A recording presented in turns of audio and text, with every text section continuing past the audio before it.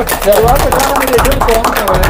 پیړیو وروسته چې پر افغانانو باندې یو ډیر بد حالت راغلی و، بیا خدای پاک پر افغانانو باندې ډیر زیات مهربانه سلو چې افغانانو ته د مشر منظور پښتون په شکل کې یو بل احمدشاه بابا ورکړی. د ملي رهبر قدرمن مشر منظور پښتون کلیزه ده. موږ دلته په سان انټونیو ټکساس کې راغونډ شوي یو چې دغه کلیزه ولمانځو. خدای پاک دې د مشر منظور پښتون دا کلیزه پر ټول افغان وطن باندې بختوره کړي. خدای پاک دې دغه کلیزه د دې سبب وګرځي چې زموږ پر وطن باندې یو د خوشحالۍ او د نیکمرغۍ یو دور راسي. مشر منظور پښتون یو ډیر خوشبخته رهبر دی. موږ یو ډیر خوشبخته ملت یو چې خدای پاک مشر منظور پښتون رنګه یو رهبر موږ ته راکړی دی. څو پیړۍ مخکې موږ ته احمدشاه بابا یو رهبر راکړی و.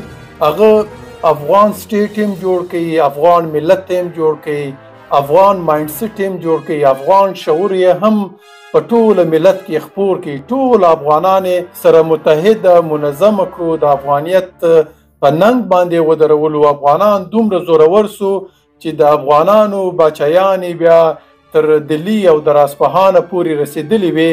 تاسو یقین وکړئ چې د احمدشاه بابا په وخت کې افغانان څومره متحد منظم وو چې احمدشاه بابا به یو غږ وکړي. د خوست څخه هم د افغانیت په ننګ باندې قافلې را روانې وي، د پېښور څخه هم را روانې وي، د کندهار څخه را روانې وي، د وطن د هر کلي او د هر ولایت څخه را روانې وي. نن هم هغه رنګه احمدشاهي دور موږ په افغان وطن کې او بیا په بهرمیشت افغانانو کې وینو. هر وخت چې مشر منظور پښتون د وطن د ننګ غږ کړی دی، بیا کوټیوالو، خوستوالو، پکتیاوالو، ننګاریانو، کونړیان، همدغه رنګه کابلیان، دا ټول د وطن په ننګ باندې راوځي. لکه څرنګه چې زموږ روان نسلونه یا تیر نسلونه په دې باندې فخر کوي چې د دوی نیکونه یا پلرونه د احمدشاه بابا سره په قافلو کې د وطن په ننګ باندې درېدل. هغه فامیلونه تر ننه پورې فخر کوي چې زموږ نیکونه د احمدشاه بابا سره درېدلي دي. تاسو یقین وکئ نن چې د مشر منظور پښتون سره کوم افغانان ولاړ دي، زموږ را روان نسلونه به هم پر موږ باندې هم دغسې افتخار کوي لکه زموږ تیر نسلونو چې د احمدشاه بابا سره چې کوم خلک ولاړو پر هغو باندې کولو. مشر منظور پښتون یو شخص نه دی. مشر منظور پښتون د افغانیت د شعور پوهنتون دی.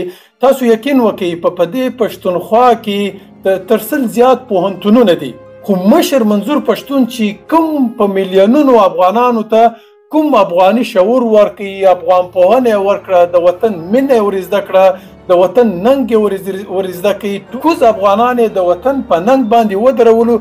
دغه 1.5 پوهنتونونو افغانانو ته نو ورزده کړي. نو موږ ډیر زیات خوشاله یو چې مشر منظور پښتون په موږ کې ستا ان شاء الله د په رهبرۍ کې لکه څرنګه چې د احمدشاه بابا په رهبرۍ کې موږ افغان سټیټ جوړ کړي او افغان ملت می جوړ کړي. د مشر منظور پښتون په رهبرۍ کې به ان شاء الله موږ پر افغان ملت باندې چې کم طوفانونه راغلي دي، طوفانونه به موږ له منځه وړو. پر وطن باندې به یو ځل بیا افغاني اقتدار راولو. چې زموږ پر وطن کوم مشکلات راغلي دي دا به ټوله د په رهبرۍ کې له منځه وړو.